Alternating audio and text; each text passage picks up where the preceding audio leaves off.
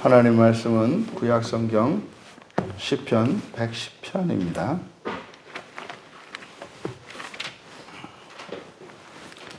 우리 같이 한 목소리로 함께 읽겠습니다.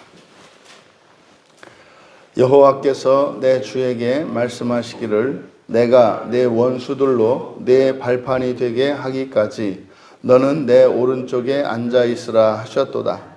여호와께서 시온에서부터 주의 권능의 귤을 내보내시리니 주는 원수들 중에서 다스리소서. 주의 권능의 날에 주의 백성이 거룩한 옷을 입고 즐거이 헌신하니 새벽 이슬 같은 주의 청년들이 주께 나오는도다. 여호와는 맹세하고 변하지 아니하시리라. 이르시기를 너는 멜기세덱의 서열을 따라 영원한 제사장이라 하셨도다. 주의 오른쪽에 계신 주께서 그의 노하시는 날에 왕들을 쳐서 깨뜨리실 것이라. 문나라를 심판하여 시체로 가득하게 하시고 여러 나라의 머리를 쳐서 깨뜨리시며 길가에 시냇물을 마심으로 그의 머리를 드시리로다. 아멘. 선지자 다윗의 부활 계시라는 제목으로 말씀의 은혜를 나누고자 합니다.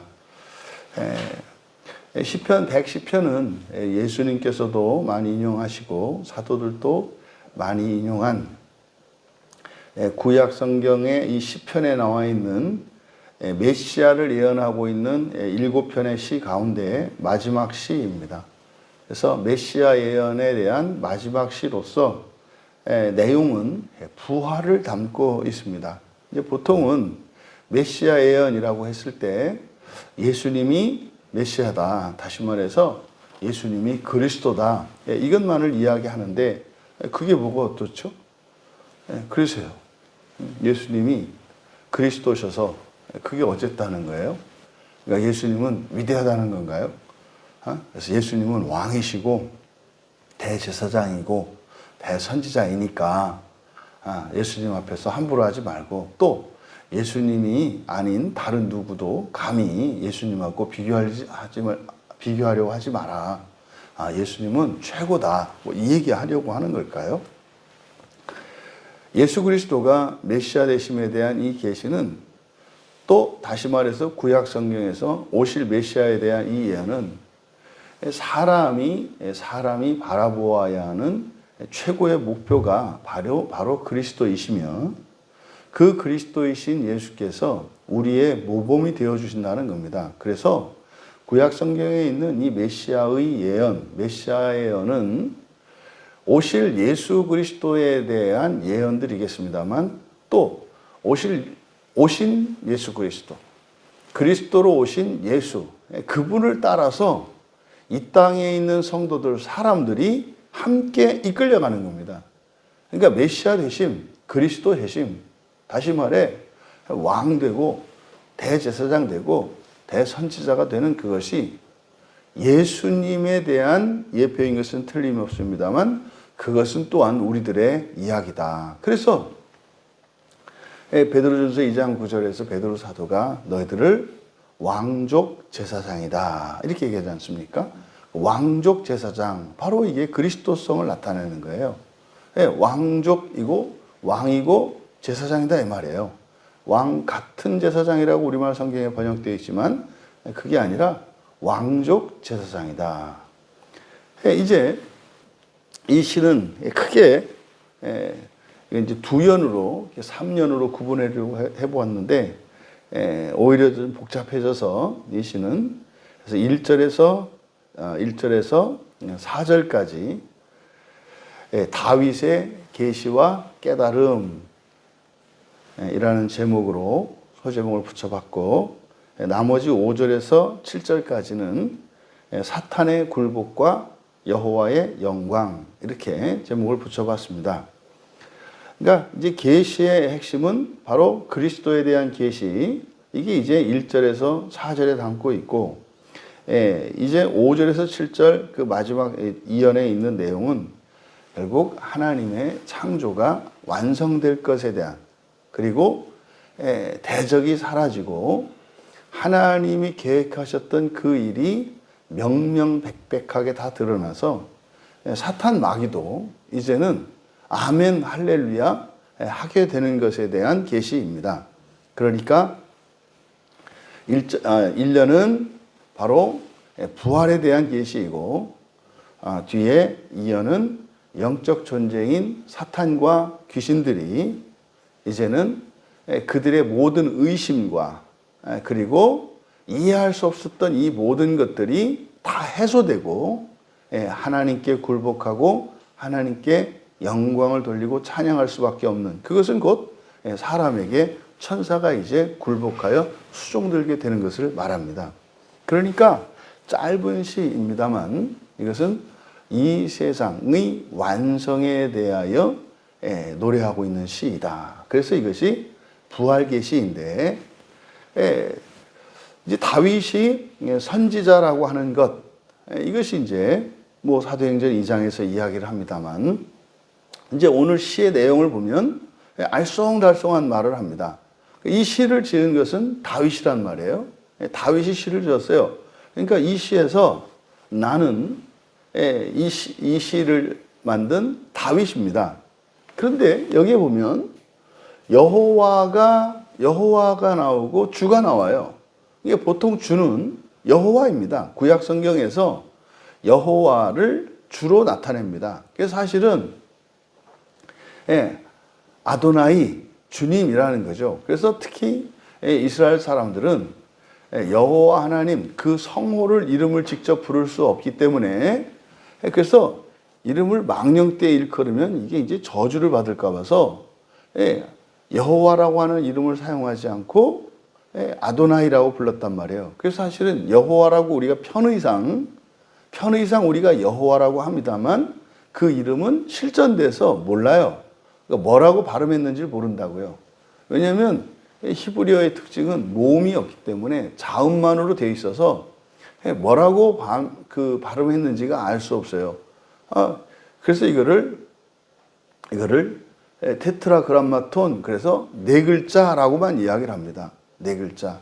그러니까 뭐 말하자면 우리말로 그냥 이응, 히읗, 이응, 히읗 뭐 이런 식으로 얘기를 하는 거예요. 그러면 거기다가 모음을 붙이기에 따라서는 다양한 소리가 날 수 있지 않습니까? 그래서 이게 이제 우리가 가장 근사치의 값으로 야훼 또는 여호와, 이제 둘 중에 하나로 부르죠. 하지만 둘 다 뭐 정확하지 않은 거고, 그리고 그 상관도 없다. 왜요? 우리는 정확한 이름을 알고 있지 않습니까? 예수. 그러니까 예수라고 부르면 되는 거예요. 그래서 구약 성경에 여호와라고 하는 이 이름이 예수로 이해하시면 돼요. 근데 일단 구약 성경에서는 창조주 하나님의 이름이 여호와로 계시가 된단 말이에요. 그래서 이 여호와라고 하는 이름은 언약을 이루시는 분, 언약의 주체로서 언약을 이루시는 분이라는 의미를 나타냅니다. 그게 예수님이 언약의 주체이시고 언약을 반드시 이루신다. 이게 인자하심, 헤세드이지 않습니까? 그런데 지금 여기서는 그 여호와를 주라고 부르는데, 여기서 여호와와 주가 달라요. 왜냐하면 누가? 여호와께서 누구에게? 내 주께. 그러니까 여기서 내 주는 여호와가 아니에요. 그런데 구약 성경에서 주는 오직 한 분, 특히 유대인들, 구약의 이스라엘 사람들이 가지고 있는 신과는 일신론이거든요. 오직 한 하나님만 섬기신단 말이에요. 그러니까 신약에서 믿는 하나님은 삼위일신 하나님이란, 삼위일체의 하나님이란 말이에요. 그러니까 일신론과, 그래서 우리는 유일신이라고 그래요. 일신론과 유일신론은 달라요. 그러니까 유일신론이라고 하는 여기에는 성부, 성자, 성령 하나님이, 그러니까 세 인격을 가지신 한 분이라는 뜻이거든요. 근데 이게 구약의 이스라엘이나 오늘날 유대인들에게는 이해가 되지 않는 말이에요. 어떻게 한 하나님 안에 세 인격이 있단 말인가? 세 인격이 있다면 세 사람인 거고, 만약에 한 분이라면 한 인격이 있는 거지. 이게 이제 현재 유대교인들과 기독교인 사이의 차이입니다. 그런데 이제 신약 성경의 계시를 통해서 일신론, 그래서 한 분 하나님만 믿었던 구약의 이스라엘의 신계시가 신약에 와서 그것이 보다 정확하고 자세하게 계시가 되는데 그게 삼위일체 하나님이라는 뜻이거든요. 그러면 여기서 여호와께서 내주에게, 그 내주가 누구냐 이 말이에요. 또 여호와는 여호와인데 내주, 그러니까 이 내주는 여호와가 아닌 또 다른 여호와 뭐 이런 거거든요. 그러니까 이미 여기에서도 삼위일체가 계시되고 있죠. 그러니까 이제 보통 구약 성경에서 우리가 이해하기는 여호와 그러면 보통 성부로 이해한단 말이에요. 그러면 여기서 내주는 바로 예수님을 의미하거든요. 그러니까요, 여호와가 예수님이신데 달라요. 왜요? 말씀하는 여호와와 그 말씀의 대상인 주로 나뉘어 있지 않습니까? 이게 성부, 성자, 성령 삼위일체 하나님의 존재 양식이에요. 한 분인데 또 다른 분이야. 다른 분인데 또 한 분이야. 이게 사실은 인간의 이성으로서는 이야기할 수 없는 그런 거거든요. 그것은 마치 이제 우리의 존재 속에서 알 수 있습니다. 우리의 사람을 이야기할 때 이분론자들은 보통 영혼과 육체, 영과 육체로 우리가 나눈단 말이에요. 영과 육체. 그러면 영과 육체는 이렇게 붙어 있지 않습니까? 붙어 있어요. 근데 사실 사람은 이게 육체와 영이 떨어질 수 있거든요. 현재의 상태는. 근데 부활하게 되면 떨어지지 않아요. 그러니까 부활체의 모습이, 그리 전인이라고 하는데 영과 육체가 완전히 연합한 상태. 이게 전인체이거든요. 그러니까 아직은 우리가 그렇지가 않아요. 이게 성부와 성자와 성령이 완전히 연합되어 있는 상태. 이게 사실은 부활 이후입니다. 지금은 아직까지도 하나님이 창조한 이후로 부활로 완성되기 전까지는 하나님이 예수님으로 따로 계시고, 예수님이라고 하는 몸을 가지신 하나님이 계시고, 또 만유에 무수부지하시는 성령님의 형태로 계시고, 그런데 이 우주 안에 우주와 이 우주 안과 우주 바깥, 거기를 총괄하시는 분이 또 성부 하나님이세요. 그러니까 역사 속으로 현재 들어와서 이런 작용력으로, 능력으로 역사하시는 분은 성령 하나님이시고, 지금 하늘 보좌 우편에서 이 세상을 다스리시고 통치하시는 분은 성자 하나님이시고, 그리고 온 세상에 온 영원에서 모두를 품고 있는 이분이 또 성부 하나님이란 말이에요. 그러니까 그것이 되게 이렇게 부활이 돼서 창조가 완성될 때까지는 하나님도 마치 우리 안에 계신 성령님과 지금 보좌 우편에 계신 성자 하나님과 그리고 영원한 신성으로서 계시는 성부 하나님이 우리에게는 다르게 이렇게 설명이 된단 말이에요. 근데 부활하면 이게 없어져요. 그러니까 우리도 마찬가지입니다. 그러니까 지금 이 다윗의 이 계시는 놀라운 얘기예요. 이스라엘 사람들은 메시아 대망사상을 가지고 있잖아요. 이제 오실 메시아를 기다리고 있단 말이에요. 근데 그 오실 메시아, 그걸 누구라고 알아요? 이제 다윗의 자손으로 올 거라고 이해한단 말이에요. 그래서 예수님이 이 시편 110편 본문을 들어서, 야, 다윗이 자기의 자손 가운데 메시아가 온다면 다윗이 메시아의 할아버지가 되는 거 아니냐. 그런데 이 시편 110편을 들어서 뭐라고 설명하세요?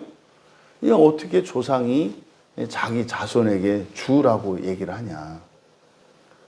그러니까 사실은 뭡니까? 육체로는 다윗의 후손으로 오시죠. 육체로는. 하지만 그분이 그냥 사람이시기만 하셔서 다윗의 손자가 되는 게 아니라 영으로는 그분이 하나님이시기 때문에 주가 되신다는 거죠. 이 설명을 할 때 바로 시편 110편을 인용을 하시거든요. 그러면 지금 1절에서 여호와께서 내 주에게 말씀하시기를, 그럼 지금 다윗이 이걸 어떻게 해요? 알았다는 거죠. 그럼 다윗이 여호와께서 내 주에게 말씀하시는 것을 어떻게 알았을까요? 이거는 직접 봤든지 아니면 계시를 들었든지, 예, 둘 중에 하나 아니겠습니까? 근데 사도행전 2장 30절에서 그렇게 얘기한단 말이에요. 다윗은 하늘에 가본 적도 없는데, 하늘에 올라가 본 적이 없는데, 예, 이 계시를 했단 말이에요. 그러니까 뭡니까? 다윗이 선지자라는 의미예요. 선지자들은 전부 하늘에 올라갔던 사람들이 아니잖아요. 그러면요, 하나님으로부터 계시를 받잖아요. 그러니까 다윗이 계시를 받은 거죠. 그러면요, 묘합니다. 그러니까 여호와께서 내 주에게 말씀하시기를. 그러니까 이때 내 주는 메시아란 말이에요. 이 주는 메시아고 오실 예수 그리스도시란 말이에요. 그러니까 다윗이 훗날 육체로는 다윗의 자손으로 태어날 예수님에게 하나님의 계시를 전달하는 시인 거예요. 이게. 그래서 그 여호와의 계시가 뭡니까? 내가 내 원수들로, 여기는 이제 직접 화법이니까 여기서 나는 여호와고 너는 이제 그리스도 메시아가 되는 거죠. 내가 내 원수들로 내 발판이 되게 하기까지 너는 내 오른쪽에 앉아 있으라. 이게 이제 보좌 우편에 앉아 계신다는 말이잖아요. 예, 이게 이제 마태복음 22장 그리고 마가복음 12장 누가복음 20장에 인용이 된다고요.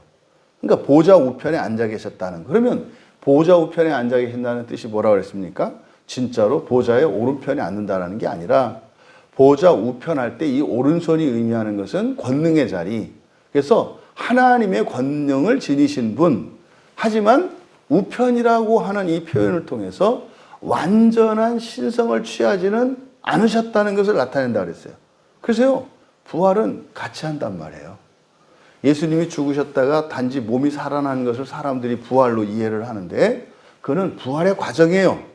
부활은 예수님이 지금은 사람이시면서 하나님으로 존재하시잖아요. 이걸 양성론이라 그래요.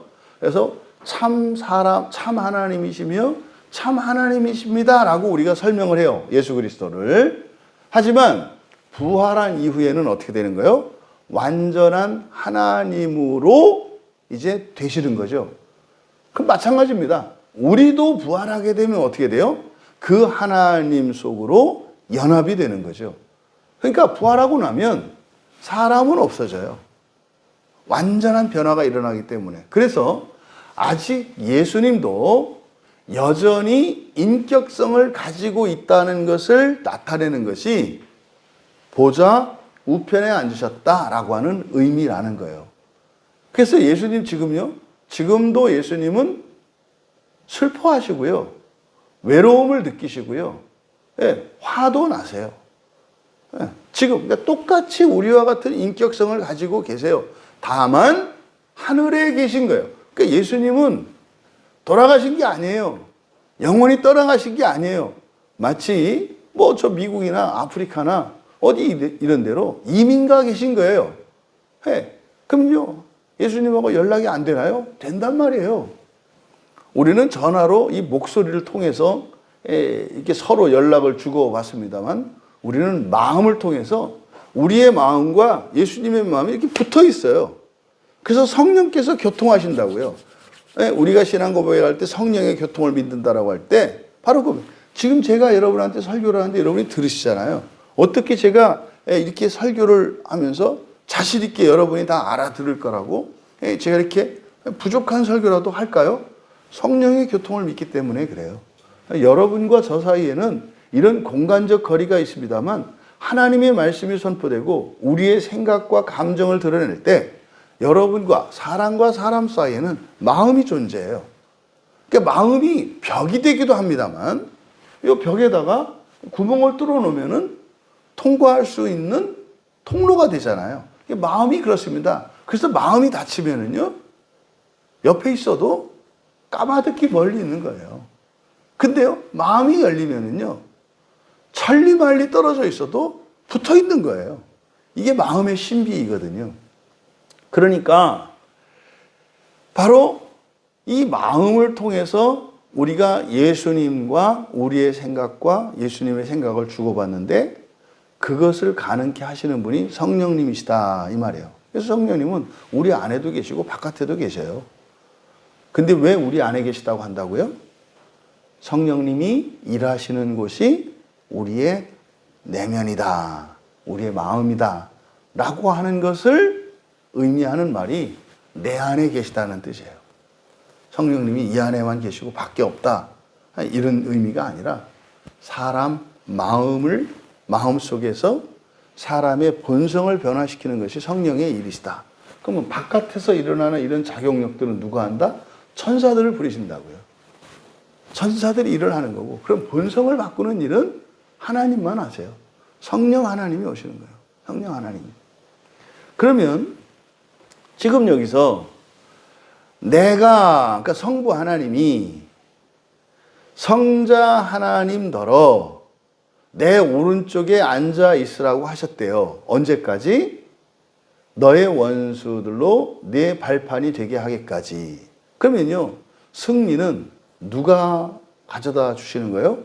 성부 하나님이 승리를 가져다 주신다는 거예요. 그때까지는 성자 하나님이 어떻게 하는 거예요?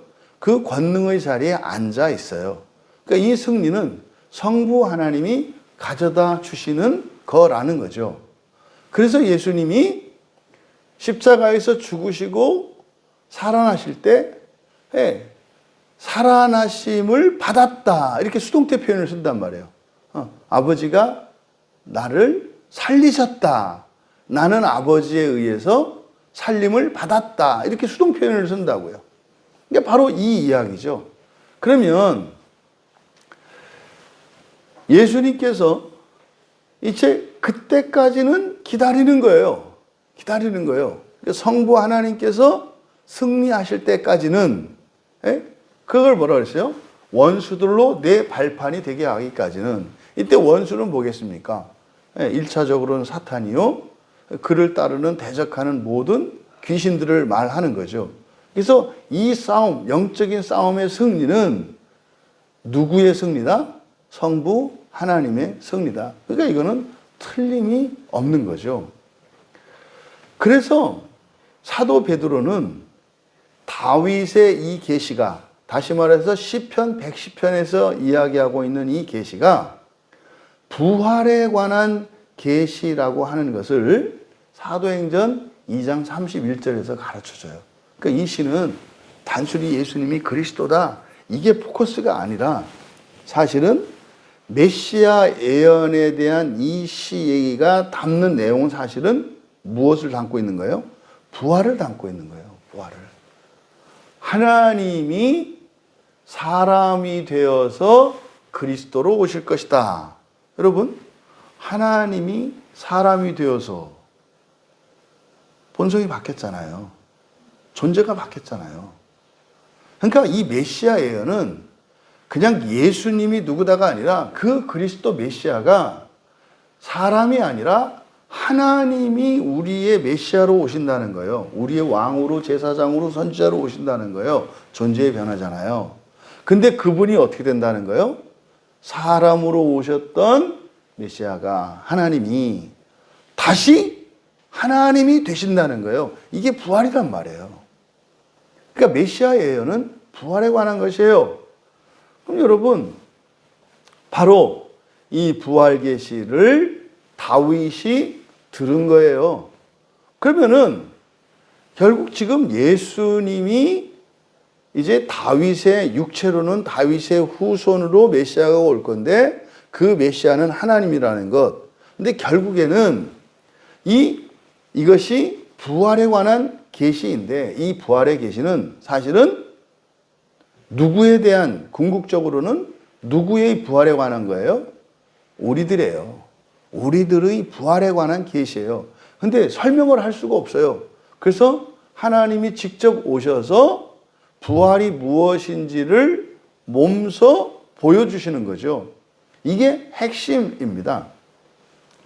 그래서 이제 이어서 2절에서는 여호와께서 시온에서부터 주의 권능의 규, 이렇게 권능의 규 밑줄을 치시고, 규가 지팡이입니다.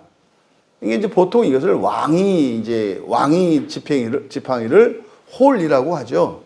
근데 뭐 규, 홀, 지팡이 전부 같은 말이에요. 뭐 막대기라는 뜻이기도 하고요. 양치기들이 가지고 있는 두 개의 막대기. 이게 마찬가지로 그냥 막대기입니다. 그러면 이스라엘 사람들에게 있어서 여호와의 권능의 막대기 하면 딱 떠오르는 게 뭘까요? 구약 성경에서 권능의 지팡이. 그렇죠. 모세의 지팡이가 그냥 이스라엘 사람들은 그냥 생각해요. 그러니까 권능의 지팡이 이러면은 그냥 딱 모세의 지팡이가 생각이 나요. 왜? 구약 성경의 가장 핵심이 모세오경인데 모세오경에서 바로 그 핵심적인 모세오경을 기록한 게 모세란 말이에요. 토라라고 하죠. 율법서라고 하고 그걸 토라라고 하고 모세가 지은 5권의 책을 말한단 말이에요. 그러니까 그것을 기록한 모세가 권능을 행했던 그 지팡이, 그게 바로 여기서 말하는 권능의 규입니다. 그러면은요, 권능의 규라고 하는 것은 모세가 사용했던 지팡이를 의미해요. 근데 모세가 사용했던 그 지팡이는 능력, 권능을 가지고 있잖아요. 그러면은요, 하나님의 능력, 다시 말해서 역사하시는 능력의 하나님 누구세요? 성령님이세요. 그러니까 여기서 바로 시온에서부터 주의 권능의 귀를 내보내시리니 이게 뭡니까? 바로 예수의 이름으로 보내실 성령을 의미하는 거예요. 이 말씀을 이제 요한복음 14장 26절에서 말씀하시죠. 실제로 예수님이 하늘로 올라가시는 이유가 뭐예요? 성령을 보내시기 위해서, 또 다른 보혜사를 너희들에게 보내기 위해서 내가 올라가야 된다 이렇게 말씀을 한단 말이에요. 그리고 오순절 마가의 다락방에 성령님이 오시잖아요. 그러니까 여기서는 권능의 규라고 했습니다만은 이 권능의 규가 성령을 의미한다. 그러면 바로 1절에서 여호와 하나님께서 원수들을 꺾으실 거라고 그랬잖아요. 그러니까요, 어떻게 원수들을 꺾으시는 거예요? 성령이 오셔서 원수들을 꺾으신다는 것을 이야기하는 겁니다. 그러면 성령을 보내실 것이니, 그러니까 여기서 시온에서 할 때 이 시온은 하늘 성소를 말하는 거겠죠. 그러니까 하늘로부터 성령을 보내실 것이라는 말씀이에요. 이게 실제로 마가의 다락방에서 그대로 성취가 되잖아요. 또 그 말씀을 예수님께서 하시잖아요.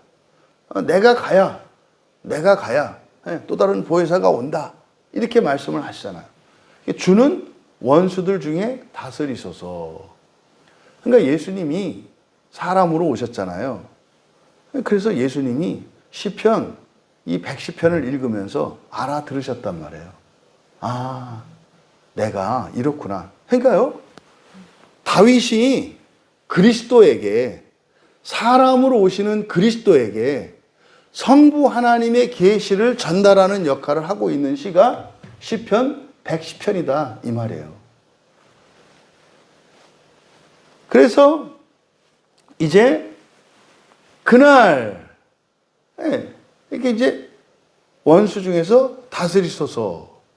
그리고 이제 3절에서 주의 권능의 날에 주의 백성이 거룩한 옷을 입고 즐거이 헌신하니 새벽 이슬 같은 주의 청년들이 주께 나옵니다. 주의 권능의 날 하면 여러분들 말고 이스라엘 사람들은 어떤 날이 딱 떠오를까요? 그리스도인들은 하도 그냥 겁먹어가지고 그냥 권능의 날 그러면 심판의 날 뭐 이렇게 얘기해요. 아니 무슨 이스라엘 사람들에게 권능의 날 그러면 어떤 날이 생각나겠어요? 해방됐던 날이 생각나요. 홍해를 건넜던 날이. 권능의 지팡이로 홍해를 가르고 이스라엘을 해방시키셨던 그 날을 말하는 거예요. 그러니까 여기서 주의 권능의 날이니까 구약 성경으로는 홍해를 가르던 그 날이고, 이게 예수 그리스도, 다시 말해서 성령께서 마지막으로 해방시키는 거잖아요. 그럼 우리가 해방되는 게 언제예요? 육체를 벗고 그리고 완전한 몸을 해서 전인을 이루는 바로 부활의 날이에요. 그러니까 홍해 사건이 의미하는 게 뭡니까? 자유를 얻는다는 게 뭡니까? 부활을 의미하는 거예요. 부활을 의미하는 거예요. 그러니까요, 사람으로 살던 애굽에서 홍해를 건넌 것은 부활한 거예요. 부활해서 어디서 살아요? 하나님의 나라에서 산다는 얘기예요. 애굽과 광야와 바로 가나안 땅은 이 세상 애굽과 낙원 광야와 그리고 완전한 하나님의 나라 가나안을 상징한다 이 말이에요. 지금 여기서 그 유비가 이렇게 나타나는 겁니다. 그러면 그때 어떤 일이 일어난다는 거예요? 주의 백성이 거룩한 옷을 입는데요. 이때 옷이라고 번역된 단어가 하다르라는 말이거든요. 이 하다르는 광채예요. 예. 미는 그럼 안 되지. 미인은 장꾸러기가 아니라 또 미인은 어떤 게 미인이라고 얘기하죠? 그렇죠. 그때 피부 미인이라는 게 뭡니까? 광택이죠. 그게 하다르예요, 하다르. 네. 또 이렇게 옷을 잘 차려 입으면 뭐 쓰는 말인지 모르겠습니다만은 뭐가 좋다 그래요? 네, 맵시 때깔이 좋다 그래요. 때깔이 좋다. 옷의 빛깔이 나타나는 이게 좋다. 때깔이 좋다. 이게 다 광채를 나타내는 말이거든요. 그래서 거룩한 옷이 의미하는 게 그러니까 뭐겠어요? 부활의 몸이에요. 이게 변화산에서 빛나는 빛보다 더 하얀 옷을 입었다. 이게 부활체의 모습이잖아요. 그것을 여기서 거룩한 옷이라고 번역되어 있습니다만 여기서 그러니까 거룩한 옷으로 번역하기보다는 그대로 거룩한 광채라고 하는 게 좋죠. 원래 그대로. 근데 이게 부활에 관한 의미를 담고 있는지 모르면 그러니까 이게 해석하기가 좀 그런 거죠. 그래서 권능의 날에 주의 백성들이 거룩한 옷을 입고 그러니까 이 땅에서 뭐 그냥 입는 게 옷이니까 이것은 이 땅에서 입는 옷을 말하지 않아요. 빛의 옷을 말하는 거거든요. 그래서 거룩한 광채라고 한 거예요. 거룩한 광채를 입고 즐거이 헌신하니 이게 뭐겠어요? 즐거이 헌신하는 게 뭐겠어요? 예, 부활해서 재창조하는 거예요. 부활해서 온 우주를 새롭게 만드는 거 이게 헌신이에요. 글쎄요, 새벽 이슬 같은 주의 청년들이 주께 나오는도다. 부활에 시차가 있다고 그랬죠. 그러니까 하나하나 부활하면서 나와서 제 별은 어디예요? 너는 화성. 또 좀 있다가 한 시간 있다 또 누가 부활해서 아래에서 깨어나듯다. 제 별은 어디예요? 너는 목성. 요 얘기를 하는 거예요. 야, 이 3절에 이 성경에요. 부활을 해서 정말 재창조하는 이것에 대해서 이렇게 기가 막히게 묘사한 것은 여기가 최고예요. 이 시가. 근데 4절에서 여호와는 맹세하고 변하지 아니하시리라 이르시기를 너는 멜기세덱의 서열을 따라 영원한 제사장이라 하였도다. 이 4절은 뭐냐면요. 틀림없다는 거예요. 그러니까 여호와는 맹세하고 변하다라고 밑줄 치셨는데 변하다 밑줄 치시고 여기 나함입니다. 나함은 뭐냐면 후회하다라는 뜻이에요. 후회하다 또는 뭐 위로하다 이렇게 번역을 하거든요. 후회하다. 그러니까 변한다는 게 뭡니까? 후회하면 어떻게 하죠? 바꾸죠? 아이 괜히 그랬네.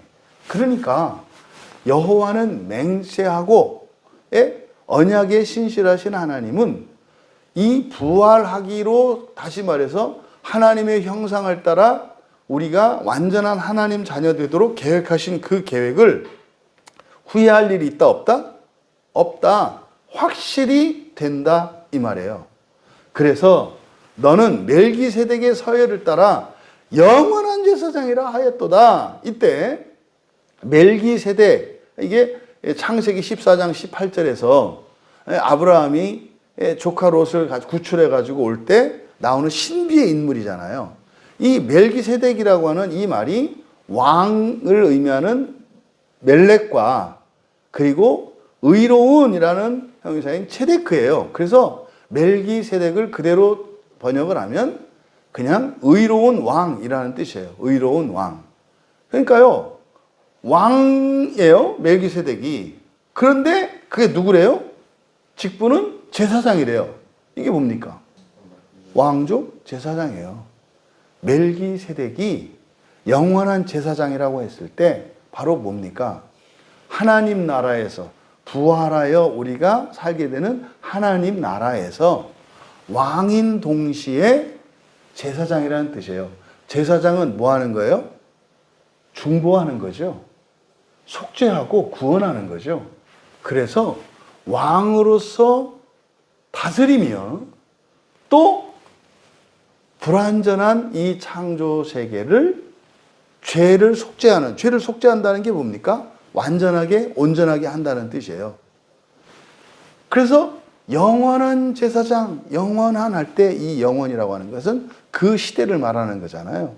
그러니까 부활한 이후의 시대에 왕으로서 제사장으로서 재창조하게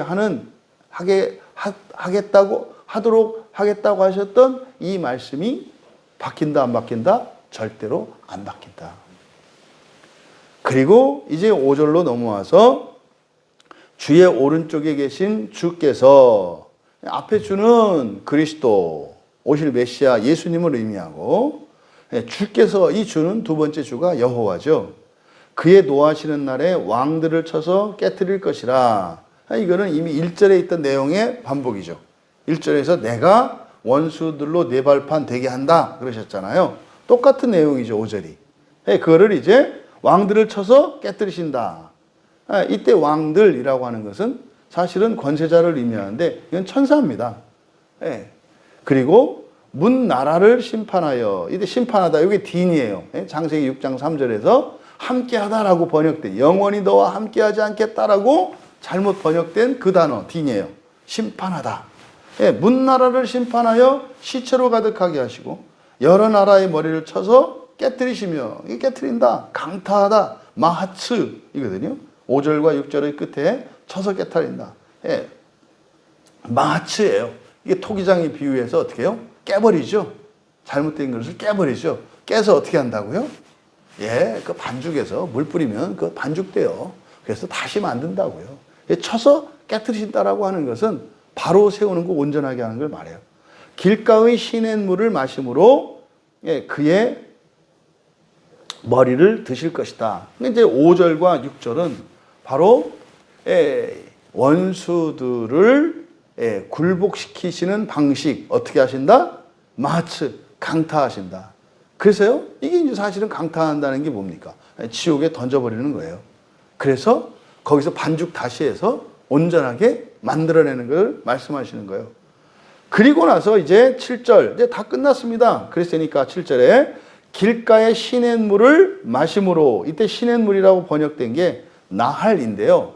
이 나할은 골짜기로 번역되어 있습니다. 그래서 이스라엘 땅에서 이 골짜기에서 물을 마시려면 우기 때예요. 우기 때 골짜기에 물이 흐르고 건기 때는 골짜기가 아니래요.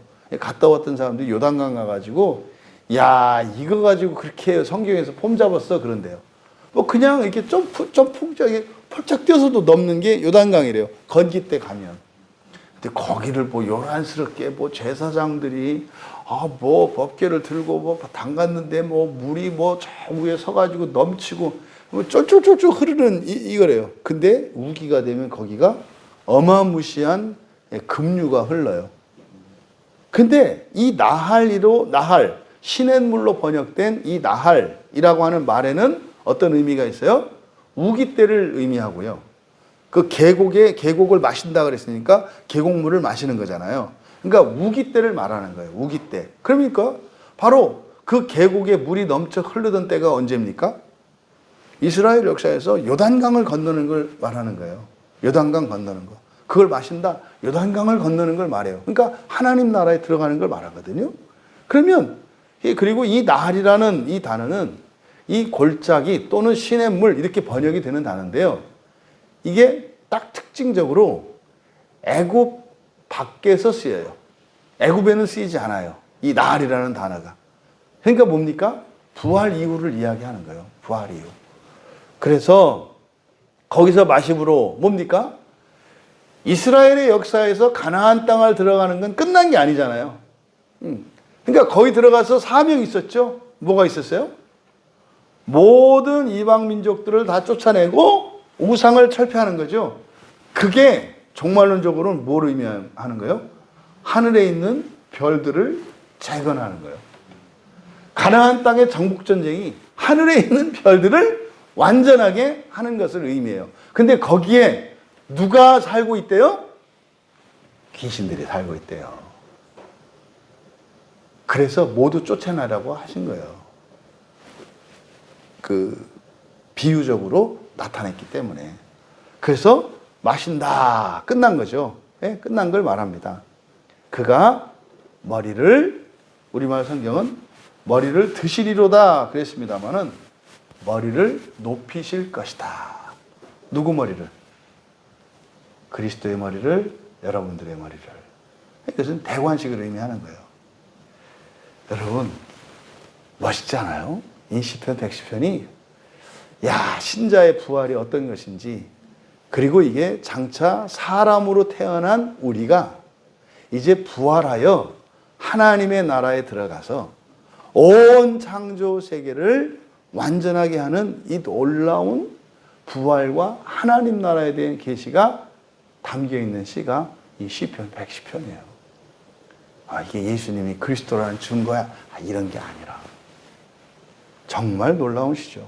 여러분, 시편 110편에 있는 이 시가 여러분의 미래에 관한 것이고 여러분이 이것을 위해서 살고 있다는 것을 깨달을 수 있기를 바랍니다.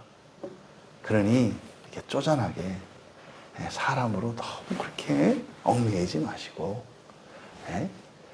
최소한 하늘의 별 하나를 재창조하실 여러분답게 그렇게 씩씩하고 당당하고 품위 있게 살아가시는 우리 모두 되시기를 주님의 이름으로 축원합니다.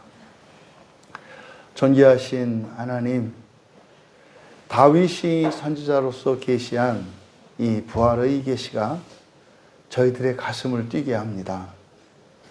다시 한번 저희들에게 주신 이 첫째 부활의 소망의 가치와 영광을 알게 하셨사오니 사랑하는 주의 자녀들이 이 세상을 살아가는 동안 비록 연약한 육신을 가지고 이 세상을 살되 하나님의 자녀의 존엄성과 위엄으로 살아갈 수 있도록, 그래서 날마다 저희들의 하나님의 형상이 회복되도록 은혜를 내려 주시옵소서. 또 그 일에 힘을 쓰게 하여 주시고 거기에서 만족과 보람과 감사와 기쁨을 누리게 하옵소서. 감사하며 예수님의 이름으로 기도하옵나이다.